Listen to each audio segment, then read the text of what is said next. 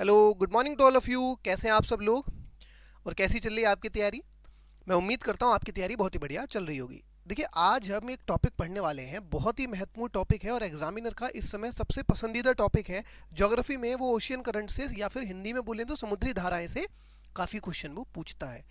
तो ये बहुत ही महत्वपूर्ण टॉपिक है और बच्चे काफ़ी इससे डरते हैं। चलिए, सारा डर मैं आज आपका ही निकाल दूंगा। बहुत ही ज़रूरी है, बहुत ही इंटरेस्टिंग क्लास होने वाली है आप लोगों के लिए। स्टार्ट करते हैं। ठीक। इससे पहले मैं आपको एक चीज़ समझाना चाहता हूँ कि ओशियन करंट्स क्या है। ओशियन करंट्स या फिर हिंदी में समुद्री धाराएं का मतलब आप सिर्फ इतना समझो कि जैसे फॉर एग्जांपल वाटर मूव कर रहा है, पानी इधर से इधर जा रहा है, तो इसे ही हम कह रहे हैं समुद्री धाराएं। तो अलग अलग समुद्र में मैं ये कहता हूँ ये एक समुद्र दूसरा है, ये कोई एक और समुद्र है, तो इनमें वाटर का जो मूवमेंट है यानी कि फ्लो ऑफ जो वाटर है उसे ही आप कह दो ocean currents in a definite direction. एक निश्चित दिशा में जो पानी का बहाव है उसे ही हम कह रहे हैं ओशियन डायरेक्शन। देखो, एक चीज़ यहाँ आपको समझने वाली बात सबसे पहले ये है कि पानी का मूवमेंट कब होगा। जैसे फॉर एग्जाम्पल या तो ढाल हो, उदाहरण के तौर पे मैं ये कहता हूँ कि ये एक कोई ये सतह है, ठीक है। तो अब आप यहाँ देख सकते हैं, यहाँ पानी बह रहा है तो किधर से किधर बहेगा? पानी बहेगा आपका जब ग्रेडियंट हो। ग्रेडियंट का मतलब क्या है? ग्रेडियंट का मतलब यहाँ पर है हाइट डिफरेंस। जब हाइट में डिफरेंस हो, ये कम हाइट है, ये मान लेता हूँ मैं h2 है, और ये हाइट में मान लेता हूँ सरफेस से जमीन से है h1। तो h1 हाइट जो है वो ज़्यादा हो गई h2 से, इसलिए पानी हमेशा बहेगा आपका ज़्यादा हाइट से कम हाइट की तरफ।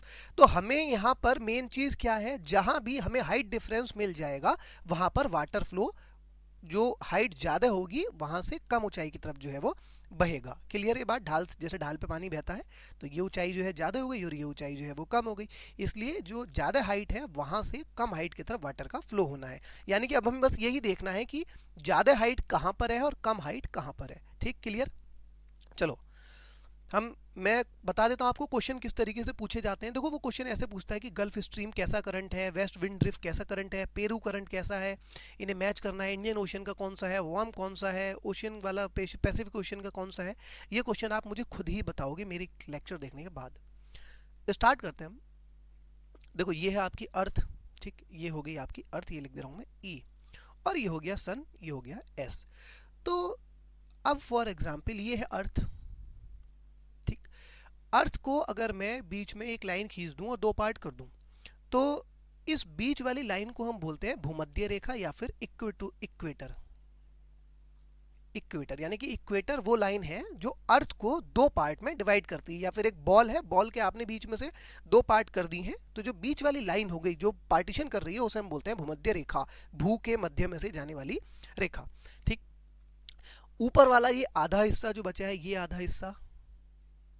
ठीक, या फिर आप ऐसा समझो कि ऊपर वाली डायरेक्शन होती है नॉर्थ और नीचे वाली डायरेक्शन होती है आपकी साउथ। तो ये अर्थ है और यहाँ पर बहुत बड़ा है ये सन। ठीक, तो आप देख सकते हैं कि सूर्य की किरणें जनरली, आप ये कह सकते हो जनरली, वैसे तो ये चेंज होता रहता है सीजन के हिसाब से, जनरली सूरज की जो किरणें हैं वो सीधी पड़ती हैं किस पे? भूमध्य रेखा पर।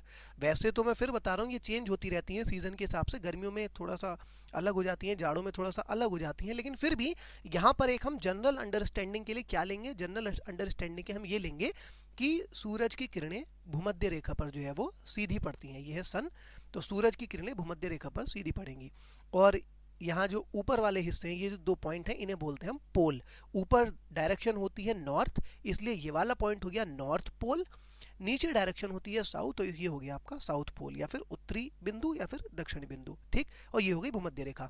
तो सूरज की किरणें देखो सीधी कहाँ पड़ रही हैं? सीधी पड़ रही हैं भूमध्य रेखा पर, जबकि जो आपका नॉर्थ पोल है और जो आपका साउथ पोल है वहां पर सीधी नहीं पहुंच पा रही हैं। जो एकदम सामने होगा वहीं पर तो सूरज की किरणें ज़्यादा पड़ेंगी, नहीं पड़ेंगी? ठीक, यानी कि सूरज की किरणें कहाँ ज़्यादा पड़ रही हैं? इक्वेटर पर सूरज की किरणें ज़्यादा पड़ रही हैं। क्लियर?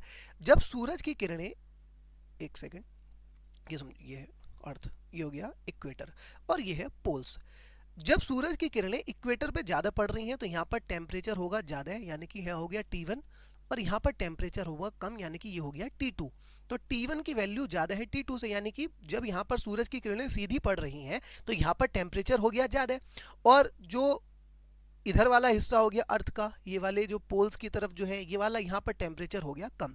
अब आपको ये भी पता है कि जब जब टेम्परेचर बढ़ता है तब तब चीज़ें एक्सपेंड होती हैं। जैसे आपने ये जनरली क्वेश्चन 12th में कई बार पढ़ा होगा कि ट्रेन की पटरियों के बीच में खाली जगह छोड़ी जाती है, वो खाली जगह क्यों छोड़ी जाती है? वो खाली जगह इसलिए छोड़ी जाती है कि भाई गर्मियों में टेम्परेचर बढ़ता है, तापमान बढ़ता है, चीज़ें गर्म होती हैं, तो क्या होता है कि हर चीज़ एक्सपेंड होती है कि अगर लेंथ लोहे की इतनी है तो गर्मियों में जो है ये लेंथ थोड़ी सी बढ़ जाएगी, इसलिए खाली जगह छोड़ी जाती है कि गर्मियों में जो लेंथ बढ़ रही है, अगर फॉर एग्जांपल आपने जगह ही नहीं छोड़ी है बिल्कुल भी और गर्मियों में लेंथ बढ़ रही है तो ये जो है इस तरफ और इस तरफ मूव हो रहेंगी और जो है पटरियां टूट सकती हैं। तो ये आपको पता होगा कि जब जब टेम्परेचर बढ़ता है चीज़ें जो है वो फैलती हैं, एक्सपेंड होती हैं। अब आपको ये भी पता है टेम्परेचर T1 जो है वो ज़्यादा है, या मान लेता हूँ फॉर एग्जांपल यहाँ पर टेम्परेचर है 25 डिग्री सेंटीग्रेड और यहाँ पर मैं टेम्परेचर मान लेता हूँ 3 डिग्री सेंटीग्रेड। अब टेम्परेचर भूमध्य रेखा पर है 25 डिग्री सेंटीग्रेड, यानी कि भूमध्य रेखा पर जो पानी है वो एक्सपेंड होगा, क्योंकि टेम्परेचर जब बढ़ेगा तो वाटर एक्सपेंड होता है, तो यहाँ पर पानी जो है वो फैलेगा। जबकि T2 वाले एरिया में यहाँ पर टेम्परेचर है कम, तो यहाँ पर पानी जो है वो सिकुड़ेगा, यानी कि आप ये समझ लें कि यहाँ पर क्या क्रिएट हो गया, हाइट डिफरेंस क्रिएट हो गया। यानी कि आप ये समझ लें कि हाइट डिफरेंस क्रिएट हो गया, यहाँ पर पानी जो है वो फैल रहा है ऊपर बिल्कुल चारों तरफ फैल रहा है, तो ये हो गया यहाँ पर हाइट ज़्यादा हो गई है और पोल्स पर पानी सिकुड़ रहा है, इसलिए हाइट जो है वो कम हो गई है। क्लियर, ये बात समझ में आ गई? इसलिए वाटर कहाँ से कहाँ जाएगा? वाटर जाएगा भूमध्य रेखा से पोल्स की तरफ, क्योंकि भूमध्य रेखा पर जो है वाटर फैला है इसलिए ऊंचाई हो गई है पानी की, और यहाँ पर जो है वाटर कम हुआ है। आप इसे ऐसे समझ सकते हैं कि ये सरफेस है, सरफेस पे सब जगह वाटर है, ये वाला एरिया मैं कह दे रहा हूँ इक्वेटर है यानी कि भूमध्य रेखा के पास वाला, और ये वाला एरिया मैं कह दे रहा हूँ ये है पोल्स वाला एरिया।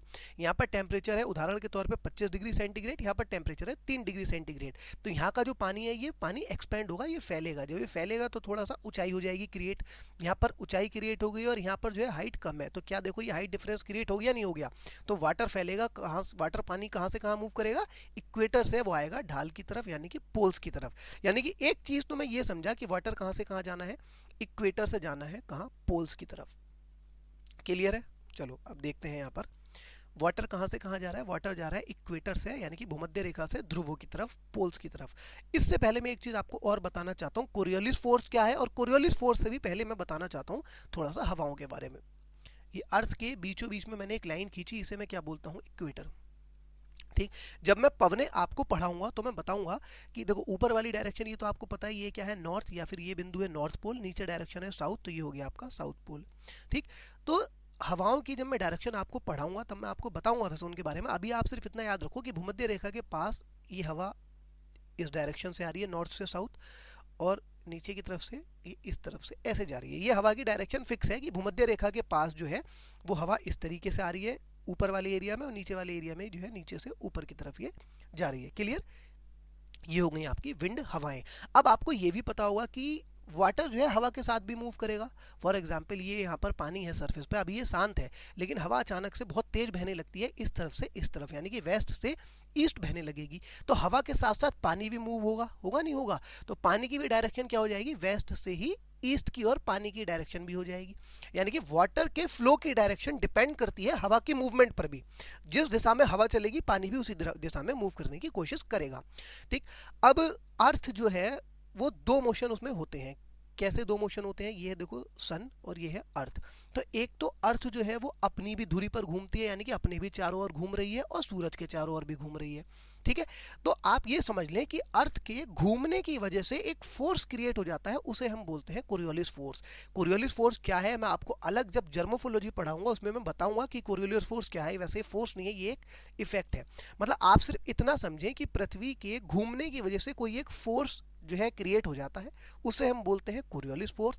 इस कोरियोलिस फोर्स की वजह से जो उत्तरी नॉर्दर्न हेमिस्फीयर है, नॉर्दर्न हेमिस्फीयर का मतलब क्या, अर्थ के मैंने बीच में भूमध्य रेखा हो गई, तो भूमध्य रेखा के ऊपर वाली डायरेक्शन ये क्या है, नॉर्थ, तो ये जो आधा गोला है ये वाला, यहाँ से ये शुरू हुआ ये और ये, इस आधे गोले को बोलते हैं हम नॉर्दर्न हेमिस्फीयर या उत्तरी गोलार्ध, और ये नीचे का जो आधा गोला बचा इसे हम बोलते हैं क्या, सदर्न हेमिस्फीयर, या फिर हम इसे बोलते हैं दक्षिणी गोलार्ध। तो आप इतना याद रखना है कि कोरियोलिस फोर्स की वजह से दक्षिणी गोलार्ध में जो भी चीज मूव कर रही है, चाहे वो वाटर हो चाहे वो हवा हो, वो अपने बाईं तरफ मुड़ जाती है, और उत्तरी गोलार्ध में जो भी चीज जिस दिशा में मूव कर रही है वो अपने दाईं तरफ मुड़ जाती है। यानी कि मैं आपसे फॉर एग्जांपल ऐसे कहता हूं कि ये पृथ्वी है, ये ऊपर वाला हो गया नॉर्दर्न हेमिस्फीयर और ये हो गया सदर्न हेमिस्फीयर। कोई आदमी अगर इस तरफ से इस तरफ जा रहा है, तो देखो मैंने आपको क्या बताया, नॉर्दर्न हेमिस्फीयर में कोरियोलिस फोर्स की वजह से डायरेक्शन राइट में मूव हो जाती है, यानी कि ये इंसान चलेगा तो ऐसे लेकिन पहुंच जाएगा ऐसे, जबकि सदर्न हेमिस्फीयर में अपने बाईं तरफ मुड़ जाती है, ये इंसान अगर ऐसे जा रहा है तो पहुंच जाएगा ये ऐसे।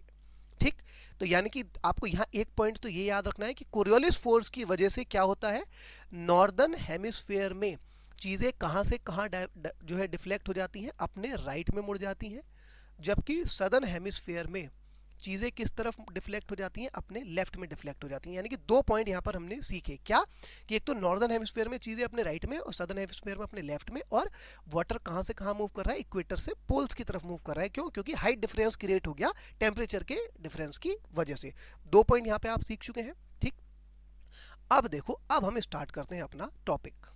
तो यहाँ पर मैंने आपको तीन चीज़ें बता दी हैं। नॉर्दर्न हेमिस्फीयर में या फिर उत्तरी गोलार्ध में कोई भी चीज़, चाहे वो हवा मूव कर रही हो, पानी मूव कर रही हो, अगर वो ऐसे जा रही है तो वो कहाँ मुड़ जाएगी, वो अपने राइट में डिफ्लेक्ट हो जाएगी, क्योंकि नॉर्दर्न हेमिस्फीयर में कोरियोलिस फोर्स की वजह से चीज़ें राइट में डिफ्लेक्ट होती हैं, जबकि सदर्न हेमिस्फीयर में कोरियोलिस फोर्स की वजह से चीज़ें अपने लेफ्ट में डिफ्लेक्ट हो जाती हैं। और वाटर कहाँ से कहाँ जाना है, इक्वेटर से पोल जाना है वाटर। अब देखो, ठीक, मैं ये मान के चल रहा हूँ कि आपको ये भी पता है समुद्र कौन से कहाँ कहाँ है, महासागर। ठीक, तो आप ये रखो कि ये जो पूरा रीजन है, ये वाला, ये सब पानी है, जितना भी ये दिख रहा है ना आपको वाइट है, तो ये वाला पूरा रीजन है, इसे हम बोलते हैं अटलांटिक ओशियन। ये जो पूरा आपको पानी दिख रहा है, ये सब एरिया में यहाँ पानी है, ये हिस्सा ये वाला है, ये अर्थ का पूरा मैप है। ये है आपका प्रशांत महासागर या फिर पैसिफिक ओशियन। तो ये भी पैसिफिक ओशियन है और ये भी पैसिफिक ओशियन है। और आपको एक ये याद रखना है कि ये जो पूरा एरिया है, ये है आपका हिंद महासागर, तो ये हो गया आपका इंडियन ओशियन। तो ये चीज़ मैं आपको मान के चल रहा हूँ कि आपको ये पता है कि ओशियन जो है, ये महासागर कौन कौन से हैं। तो दोबारा बताता हूँ, ये वाला हो गया आपका अटलांटिक ओशियन, ये वाला हो गया आपका पैसिफिक ओशियन, और ये वाला हो गया आपका, ये भी पैसिफिक ओशियन है, क्योंकि ये अर्थ को खोल दिया गया है एक तरीके से। यानी कि ये जो गोल अर्थ थी, इसे एक तरीके से पूरा जो है वो खोल के रख दिया गया है। ये वर्ल्ड का मैप है, क्लियर। ठीक, मैं जनरली एक जो है वो भूमध्य रेखा बना दे रहा हूँ, एग्जैक्टली सेम हो सकता है ना हो। ठीक, जी मैं एग्जैक्टली नहीं बना रहा हूँ, ये जनरली जो है आपकी समझ के लिए बना रहा हूँ मैं। कभी आप कहो कि ये जो है इस देश से तो इन्होंने पास ही नहीं करी है, तो ये है, आप हमारी मान लेता हूँ मैं, क्या है, ये है भूमध्य रेखा। हमने अभी आपको क्या चीज़ बताई, मैंने आपको एक चीज़ ये बताई कि वाटर कहाँ से कहाँ मूव करेगा, वाटर जाएगा इक्वेटर से पोल की तरफ। ये हो गया आपके पोल्स, ये हो गया पी, ये भी पोल्स है और ये भी पोल्स है। तो वाटर कहाँ से कहाँ जाएगा, इक्वेटर से किस तरफ मूव करेगा, इक्वेटर से वाटर जाना है पोल्स की तरफ। ठीक है, अब इसमें एक चीज़ और बताते हैं। मैंने आपको क्या बताया था कि जो हवा है वो नॉर्दर्न हेमिस्फीयर में, जो विंड है वो नॉर्दर्न हेमिस्फीयर में, अगर वो ऐसे आ रही है तो कैसे हो जाएगी, वो ऐसे मूव हो जाएगी। क्यों? क्योंकि नॉर्दर्न हेमिस्फीयर में कोरियोलिस फोर्स की वजह से चीज़ें राइट में मुड़ जाती हैं। अगर हवा की डायरेक्शन ऐसे है, ये इस तरफ से इधर आ रही है, तो राइट कौन सा हो गया इसका, सीधा हाथ ये वाला हो गया। और जबकि सदर्न हेमिस्फीयर में चीज़ें जो है वो किस तरफ डिफ्लेक्ट हो जाती हैं, वो डिफ्लेक्ट हो जाती हैं अपने लेफ्ट की तरफ में। ठीक है, अब हवा जो विंड है, विंड की डायरेक्शन ऐसे मूव हो रही है इधर, यानी कि विंड कैसे से कैसे बह रही है,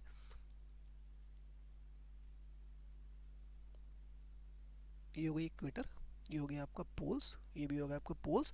तो विंड की डायरेक्शन कैसे है, विंड की डायरेक्शन है ऐसे, विंड की डायरेक्शन है ऐसे। ठीक है, अब वाटर भी इनके साथ इसी तरफ मूव करेगा, ऐसे मूव करेगा, करेगा नहीं करेगा, बिल्कुल इनके साथ ऐसे मूव करेगा। तो ये जो है वाटर की मूवमेंट, इसे मैं बोल रहा हूं क्या, इसे मैं बोल रहा हूं इक्वेटोरियल करंट या फिर भूमध्य धारा। इक्वेटोरियल करंट या फिर मैं बोल रहा हूं इसे भूमध्य धारा, भूमध्य धारा। तो ये समझ लें आप कि हवा की वजह से, विंड की वजह से, वैसे तो हवा और विंड के ना अलग अलग अंतर है, एयर और विंड में काफ़ी बड़ा अंतर है। अगर हवा एयर बह रही है तो उसे ही बोलते हैं हम विंड, यानी कि moving air is called wind. तो मैं आपको यहाँ जनरल अंडरस्टैंडिंग के लिए समझा रहा हूँ। ठीक, तो ये वाटर का मूवमेंट इधर से इधर होने लगा है, क्यों? क्योंकि फ्लो ऑफ विंड की वजह से। अब आप ये देखें कि जब ये सामने इस सतह से टकराएगा, जब सतह से टकराने के बाद भैया फॉर एग्जांपल ये कोई एक रास्ता है, कोई एक पहाड़ आ गया है, ठीक है, पानी ऐसे जा रहा है, ऐसे मूव कर रहा है, यहाँ टकराने के बाद तो दो डायरेक्शन में मुड़ जाएगा, नहीं मुड़ जाएगा, थोड़ा वाटर इस तरफ जाएगा, थोड़ा वाटर इस तरफ जाएगा, यानी कि जो तट है वो किस तरीके का है, उसकी डिज़ाइन किस तरीके की है, उस वजह से भी जो है वाटर का मूवमेंट डिसाइड होता है।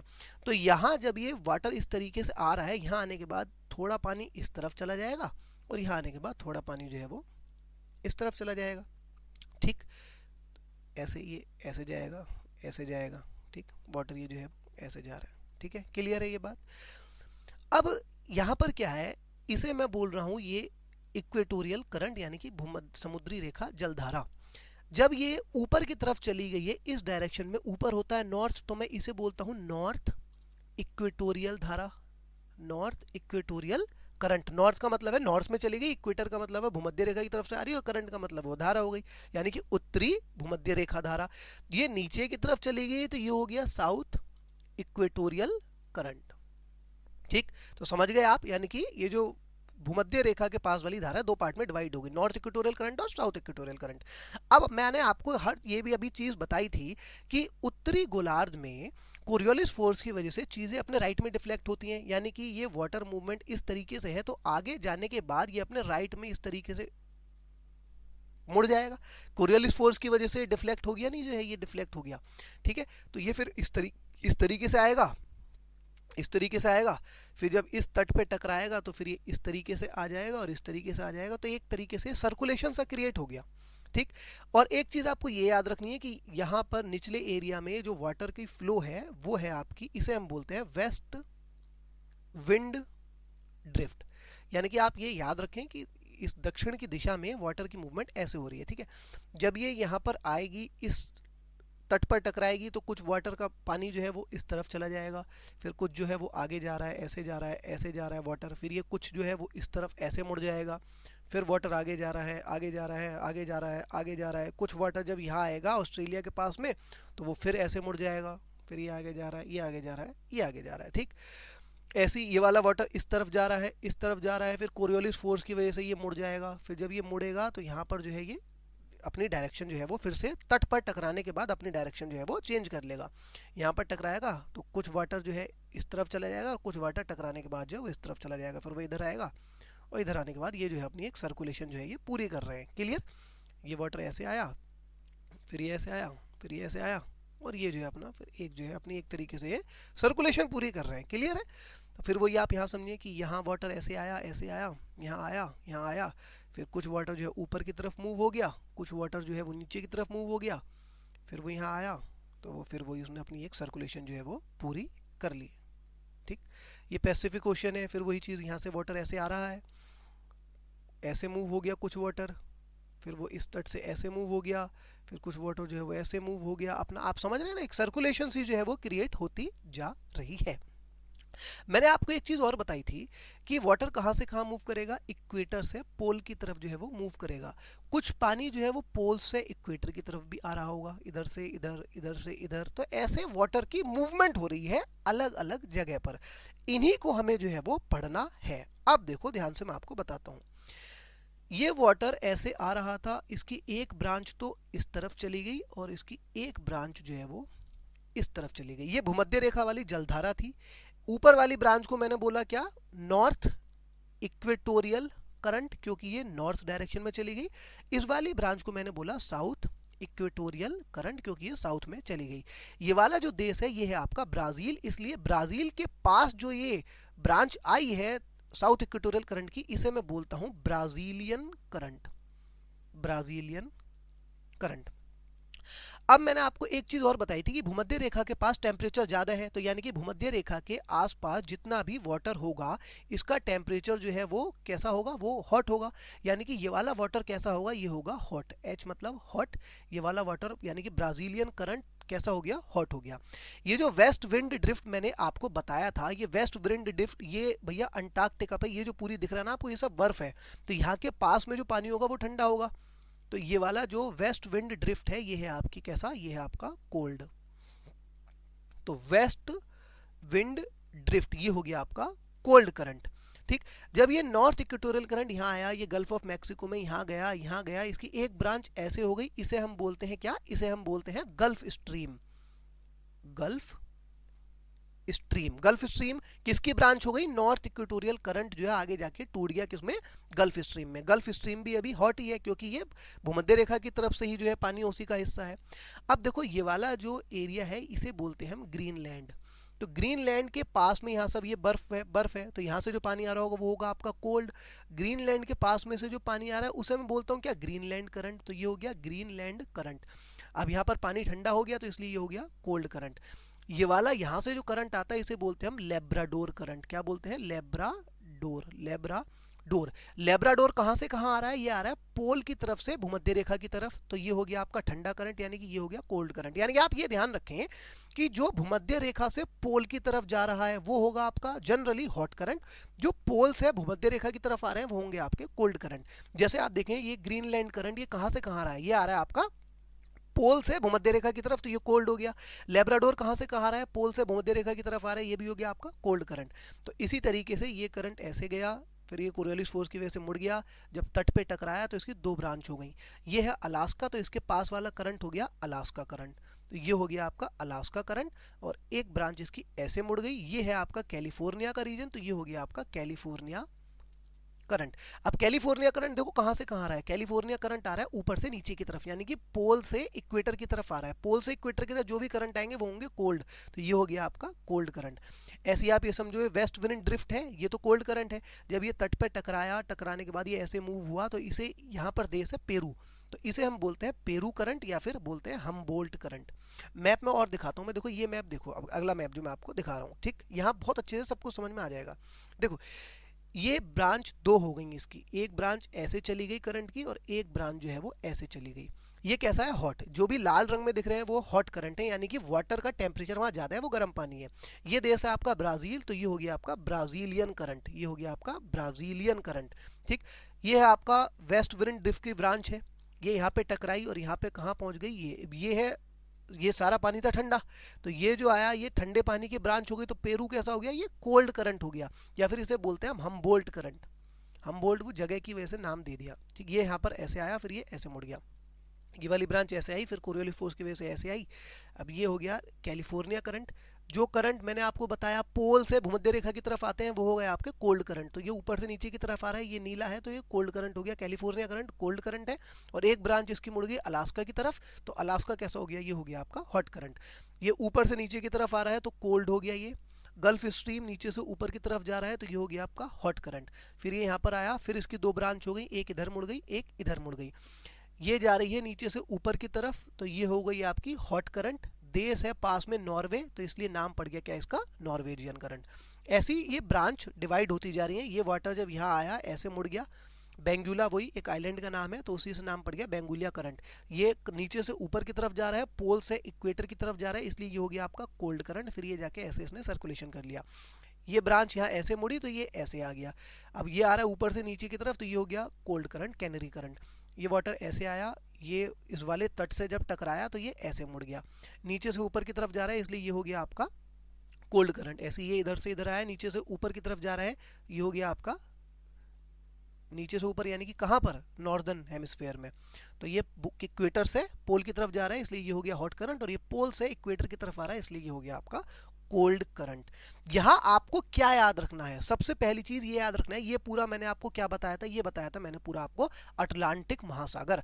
तो अटलांटिक महासागर में जितने भी ये करंट है, ये नाम याद रखने हैं। वो आपको ऐसे पूछ लेगा कि अटलांटिक महासागर का करंट कौन सा है? ये है आपका हिंद महासागर। तो वेस्ट ऑस्ट्रेलियन करंट कहाँ बहता है? हिंद महासागर में या अटलांटिक महासागर में? भैया ये तो हिंद महासागर का करंट है। वो आपसे पूछ लेगा, देखो ये है पैसिफिक ओशियन यानी कि प्रशांत महासागर। वो पूछ लेगा कैलिफोर्निया करंट प्रशांत महासागर का करंट है या अटलांटिक का? तो आप मुझे बताएंगे ये तो प्रशांत महासागर का करंट है।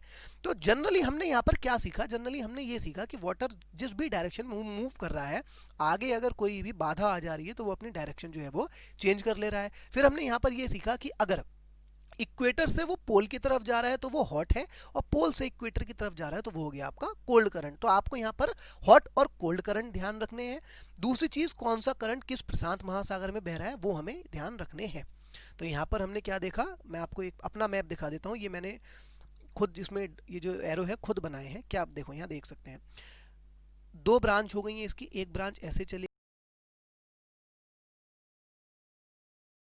खुद जिसमें ये जो एरो है खुद बनाए हैं, क्या आप देखो यहाँ देख सकते हैं, दो ब्रांच हो गई है इसकी, एक ब्रांच ऐसे चली गई और एक ब्रांच जो है वो ऐसे चली गई। तो ये वाला करंट कौन सा हो गया, ये हो गया आपका ब्राजीलियन करंट, ब्राजीलियन करंट। और ये वाला जो आपको जा रहा है ये आगे जाके गल्फ स्ट्रीम करंट कहलाता है। ठीक, अब देखो गल्फ स्ट्रीम करंट की डायरेक्शन क्या है, ये है आपकी इक्वेटर से पोल की तरफ, इक्वेटर है ये वाला जो आपका इक्वेटर है, और पोल कहाँ है, पोल है ये है ऊपर जो है पोल है। तो ये वाटर कहाँ से कहाँ जा रहा है, ये जा रहा है इक्वेटर से, देखो नीचे से ऊपर की तरफ पोल की तरफ, तो ये हो गया आपका हॉट करंट। ये ऊपर से नीचे की तरफ आ रहे हैं तो ये हो गया कोल्ड करंट, ये पोल से इक्वेटर की तरफ इसलिए ये कोल्ड करंट, ये भी पोल से इक्वेटर की तरफ, पोल है ऊपर और इक्वेटर है ये, तो ये पोल से इक्वेटर की तरफ आ रहे हैं तो ये हो गया आपका कोल्ड करंट। ये भी पोल से, ये भी पोल है नीचे की तरफ, ये साउथ पोल से इक्वेटर की तरफ जा रहे हैं तो ये भी हो गया आपका कोल्ड करंट। यानी कि मैं बार बार रिपीट कर रहा हूं, जो इक्वेटर से पोल की तरफ जा रहे हैं वो हॉट करंट, जो पोल से इक्वेटर की तरफ आ रहे हैं वो आपके कोल्ड करंट। ठीक, इनके नाम देखते हैं। ये क्या था, गल्फ स्ट्रीम, ये है लेब्राडोर करंट, ये है आपका ग्रीनलैंड के पास बह रहा है तो ग्रीनलैंड करंट, इसकी एक ब्रांच ऐसे मुड़ गई, ये हो गया आपका कैनरी करंट, कैनरी आइलैंड है एक, उसके नाम पर ये आ गया कैनरी करंट। ये नीचे क्या था, ये था वेस्ट विंड ड्रिफ्ट, तो वेस्ट विंड की वजह से ये बह रहा है तो ये है आपका कोल्ड करंट। इसकी एक ब्रांच जब यहाँ टकराने के बाद ऐसे मुड़ जाती है तो इसे मैं बोलता हूँ क्या, Benguela current, BENGULA, Benguela current. तो बेंगुला करंट कहाँ बह रहा है, अफ्रीका के पश्चिमी हिस्से में बह रहा है, और ये कैसा करंट है, ये है कोल्ड करंट। ये ऊपर से नीचे की तरफ आ रहा है, ये हॉट हो गया, यहाँ पर देश है गिनी तो ये वाला करंट हो गया गिनी करंट। ये ब्राजील के पास बह रहा है तो ये हो गया ब्राजीलियन करंट, ऊपर से नीचे आ रहा है तो हॉट हो गया, ये नीचे से ऊपर जा रहा है तो ये हो गया आपका कोल्ड करंट, और इसका नाम क्या है, ये Falkland current, FAUCK, Falkland current. Falkland या आइलैंड है उसके नाम पर ये हो गया। ये बह रहा है पेरू के पास में तो ये हो गया पेरू करंट, या फिर इसे बोलते हैं हम हमबोल्ट करंट, हमबोल्ट करंट। ये भी नीचे से ऊपर, यानी कि नीचे से ऊपर ना बोल के मैं पोल से इक्वेटर की तरफ, इसलिए ये हो गया आपका कैसा करंट, कोल्ड करंट।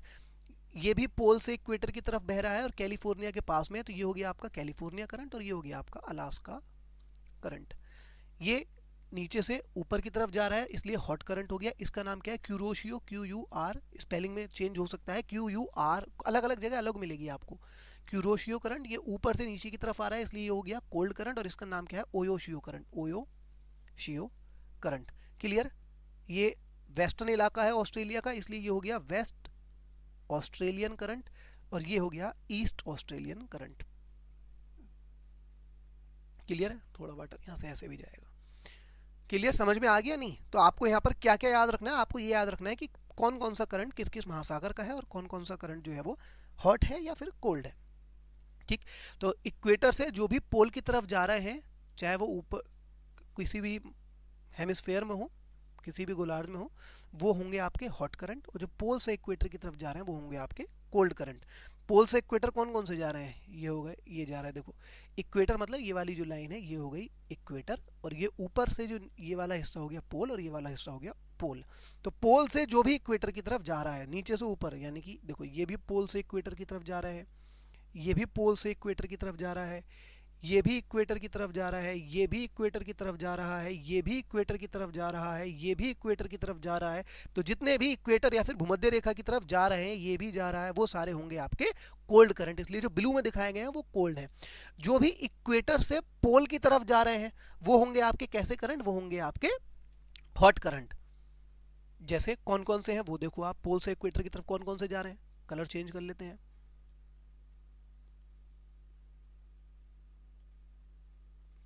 ठीक, देखो ये जा रहा है पोल से इक्वेटर की तरफ, ये भी पोल से इक्वेटर की तरफ, ये भी पोल से इक्वेटर की तरफ, तो जितने भी पोल से इक्वेटर की तरफ जा रहे हैं आपके, पोल से इक्वेटर की तरफ ऊपर से नीचे कौन कौन से जा रहे हैं, तो ये तो पोल से इक्वेटर तो अभी हमने देख लिया ना, अब हम देख रहे हैं इक्वेटर से पोल की तरफ, हाँ नीचे से ऊपर की तरफ, ये वाला हो गया, ये वाला करंट हो गया। तो इन सब के जो है वो नाम एक बार मैं यहाँ पर आपको और दिखा दे रहा हूँ, आप नाम याद रख लेंगे कि कौन कौन से करंट कौन कौन से हैं।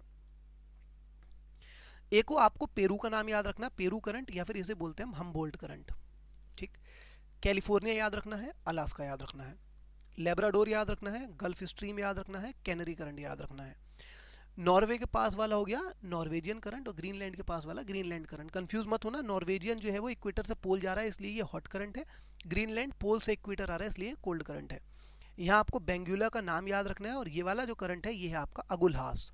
क्या है ये? अगुल-हास। तो याद रखना ये वाला करंट है अगुल-हास करंट। वेस्ट ऑस्ट्रेलियन करंट ये हो गया, ये ईस्ट ऑस्ट्रेलियन करंट हो गया, ये क्यूरोशियो करंट हो गया और ये हो गया Oyashio current.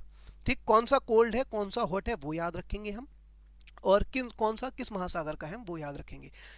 Labrador, east Greenland, Norwegian, canary, gulf stream, Benguela, Brazil current और ये वाला कौन सा करंट था? Falkland current. ये सारे हैं आपके अटलांटिक महासागर के। इसमें भी देखो दो चीजें अलग अलग हैं।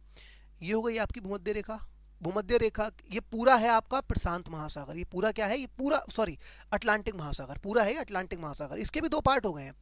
भूमध्य रेखा के ऊपर का जो जितना भी ये वाला हिस्सा है ये हो गया नॉर्थ अटलांटिक, क्योंकि ऊपर नॉर्थ है। नीचे हो गया आपका साउथ अटलांटिक।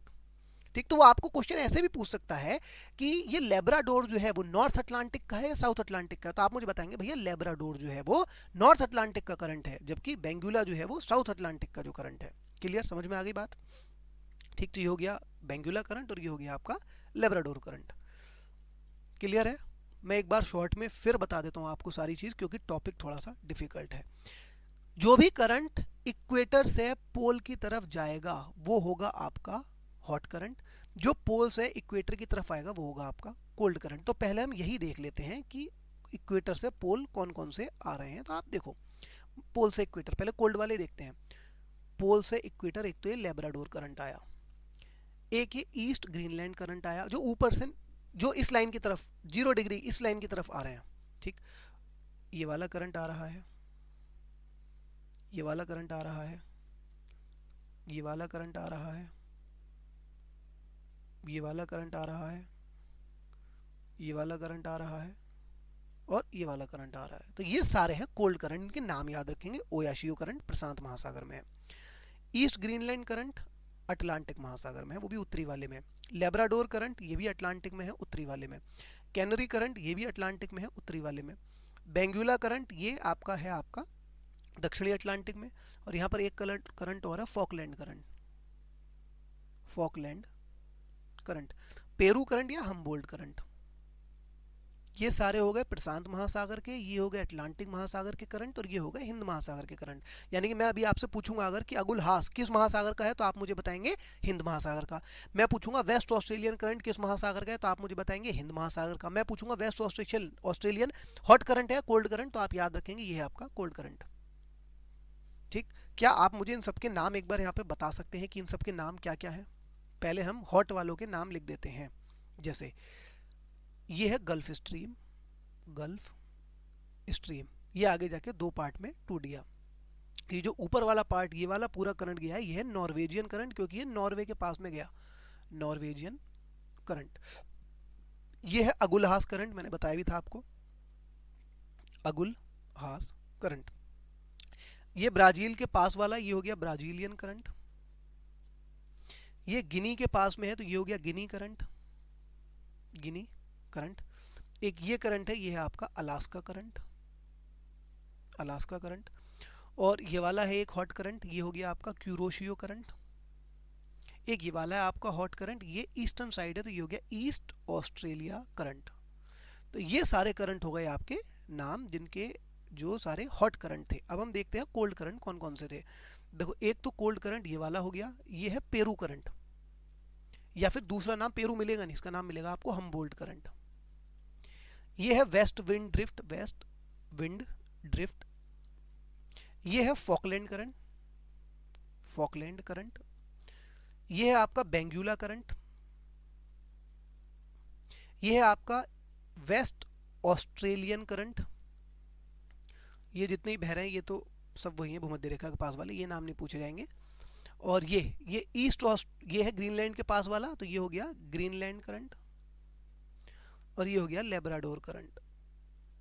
और ये हो गया ओयाशियो करंट। ये सब जगह के नाम है इसलिए नाम आ गई ओयाशियो करंट। क्लियर, समझ में आ गई बात? चलिए अब हम जो है थोड़ा सा क्वेश्चन देखते हैं। क्वेश्चन पूछ रहा है कि अगुल-हास जो करंट है ये कहाँ बहता है। अब आप मुझे पहले बताओ अगुलहास कौन सा था। देखो अगुलहास करंट था ये वाला। अब आप मुझे ये बताओ ये हॉट था या कोल्ड था। ये आ रहा है भूमध्य रेखा से पोल की तरफ, तो ये हो गया आपका हॉट करंट। और ये है कहां पर, ये है, ये कौन सा महासागर था, हिंद महासागर, तो आंसर हो गया इंडियन ओशियन। नेक्स्ट, निम्नलिखित में से कौन सा करंट कोल्ड नहीं है, यानी कि वो हॉट करंट पूछ रहा है, कौन सा हॉट करंट है। देखो पीसीएस प्री में 2017 में आया, हॉट करंट बताना है। देखो कैनरी करंट, पहले तो आप बताओ कैनरी करंट हॉट है कहां पर। इनमें से कैनरी करंट, देखो ये वाला करंट जो है वो है आपका कैनरी करंट। ये कहां से कहां आ रहा है, पोल से आ रहा है, ये भूमध्य रेखा की तरफ। जो भी पोल से भूमध्य रेखा की तरफ आते हैं वो होते हैं कोल्ड करंट। और इसने पूछा है हॉट, तो ये तो कटा। ओयाशियो करंट कौन सा है, देखो ये जापान के पास वाला जो है ये आपका ओयाशियो करंट। ये भी आ रहा है पोल से इक्वेटर की तरफ। जो पोल से इक्वेटर की तरफ आते हैं वो होते हैं कोल्ड करंट, तो ये भी कटा। तीसरा हम्बोल्ट करंट कौन सा बताया था, ये पेरू के पास वाला जो करंट मैंने बताया था ये था आपका हम्बोल्ट करंट। ये भी पोल से इक्वेटर की तरफ आ रहा है, तो जो भी पोल से इक्वेटर की तरफ आते हैं वो होते हैं आपके कोल्ड करंट, तो ये भी गलत। तो आंसर हो गया आपका सही अगुलहास। तो अगुलहास करंट कौन सा हो गया, ये वाला करंट हो गया आपका अगुलहास करंट। नेक्स्ट क्वेश्चन, निम्नलिखित में से कौन सा वार्म करंट है, गरम गरम जलधारा पूछ रहा है वो, गरम जलधारा। देखो फॉकलैंड करंट कौन सा था, मैंने बताया था फॉकलैंड करंट है ये वाला। ये हो गया आपका कोल्ड करंट, क्योंकि ये पोल से इक्वेटर की तरफ जा रहा है, तो ये तो आंसर गया। लेब्राडोर करंट, लेब्राडोर करंट कौन सा था, लेब्राडोर करंट था ये वाला करंट। तो लेब्राडोर आ रहा है, ये भी पोल से इक्वेटर की तरफ आ रहा है। जो भी पोल से इक्वेटर की तरफ आते हैं वो होते हैं कोल्ड करंट, लेकिन ये गर्म पूछ रहा है, ये भी गया। ये पूछ रहा है आपका ब्राजील करंट। ब्राजील करंट देखो किसकी ब्रांच था, जो भूमध्य रेखा के पास वाला पानी था वो जब टकराया ब्राजील के तट से, तब जो दक्षिण वाले में हिस्से में पानी आया वो हो गई ब्राजीलियन करंट। तो ब्राजीलियन करंट एक वार्म करंट है, यानी कि ये हो गया सही। 2017 में आया था, आरओ का पेपर आप देते रहते हैं बच्चे। कैनरी करंट और पूछ रहा है वो, कैनरी करंट कौन सा है, कैनरी करंट है ये वाला। ये भी आपका एक कोल्ड करंट है। निम्नलिखित में से कौन सा कोल्ड करंट बताना है, एक तो आपको कोल्ड बताना है और दूसरा वो बताना है जो कहां पर है, साउथ अटलांटिक में है।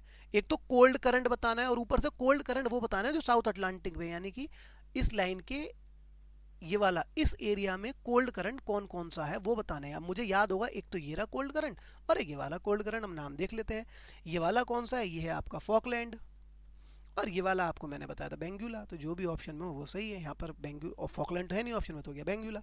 ठीक, कैनरी देख लेते हैं। कैनरी है आपका कोल्ड करंट, कौन सा करंट है कैनरी, ये वाला cold current. Agulhas hot current है, ये हो गया आपका अगुलहास।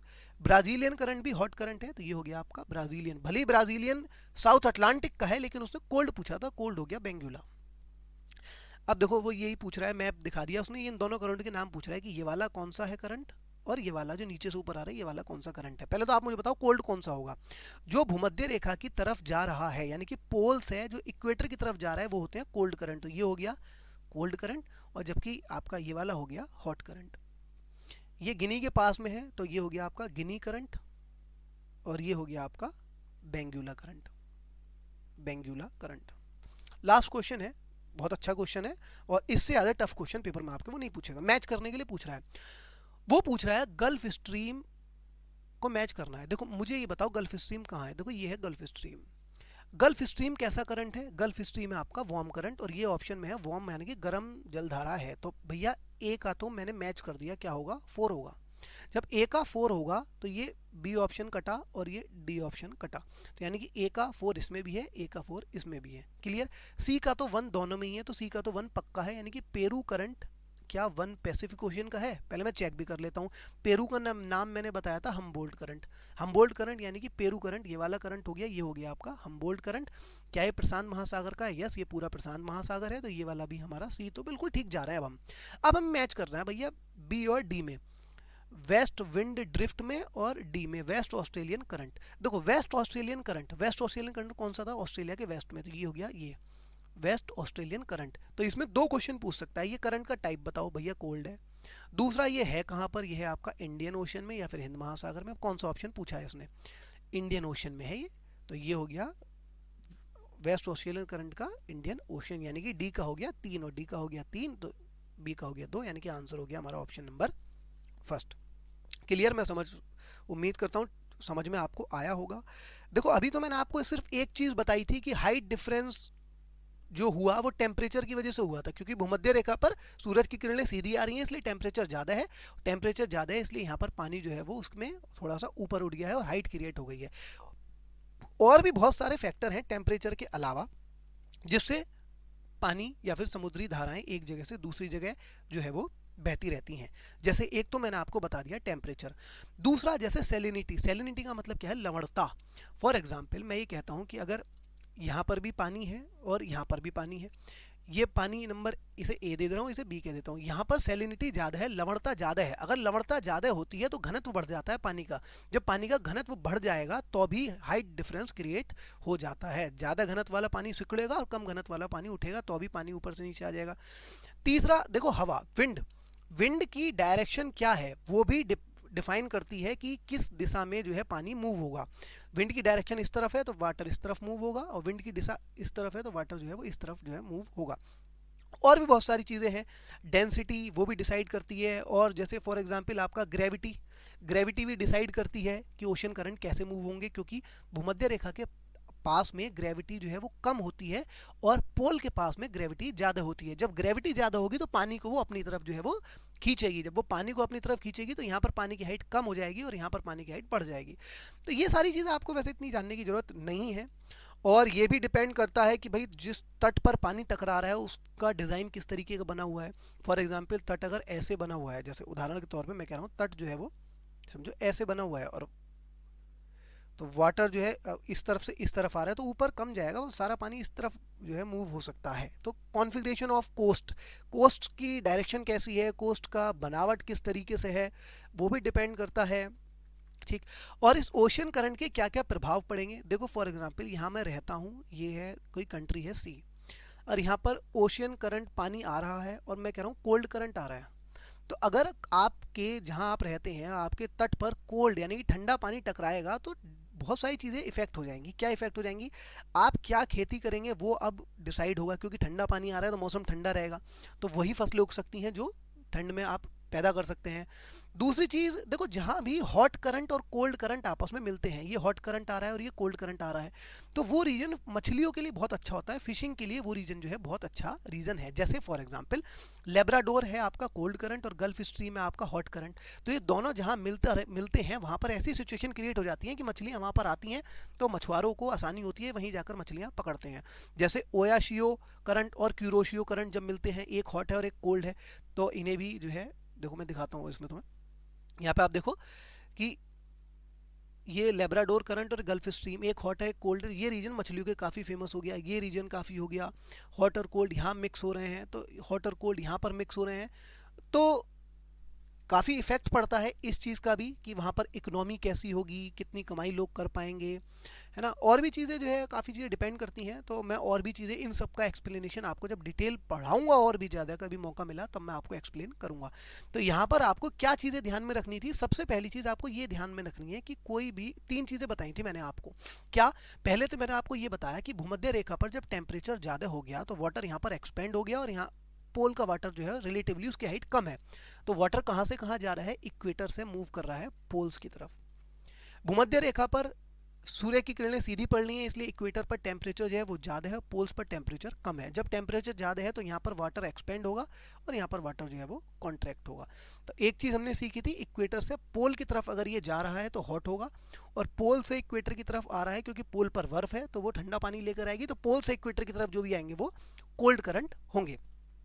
दूसरी चीज़ हमें यह जानना है कि किसी भी ओशियन में हॉट करंट कौन से हैं और कोल्ड करंट कौन से हैं, यानी कि प्रशांत महासागर के कोल्ड करंट, प्रशांत महासागर के हॉट करंट, ये भी आपको जो है वो जानने हैं। वाटर ऐसे जाते आते मूव क्यों हो रहा है, मुड़ क्यों रहा है, दूसरी डायरेक्शन में क्यों जा रहा है, पहला एक तो जो वहाँ पर तट है वो उसे डायरेक्शन दे रहा है, दूसरी चीज़ कोरियोलिस फोर्स जो मैंने आपको बताया था वो भी जो है डायरेक्शन डिफाइन कर रहा है वाटर की। फिर शुरुआत जो हुई थी वो ऐसे ही क्यों हुई थी ये भी मैंने आपको बता दिया था कि जो विंड है वो इस तरीके से बह रही हैं इक्वेटर के पास में। तो ये सारे फैक्टर थे। मिलता हूँ आपसे नेक्स्ट क्लास में, पढ़ते रहें, बढ़ते रहें, खुश रहें, मस्त रहें। Thank you.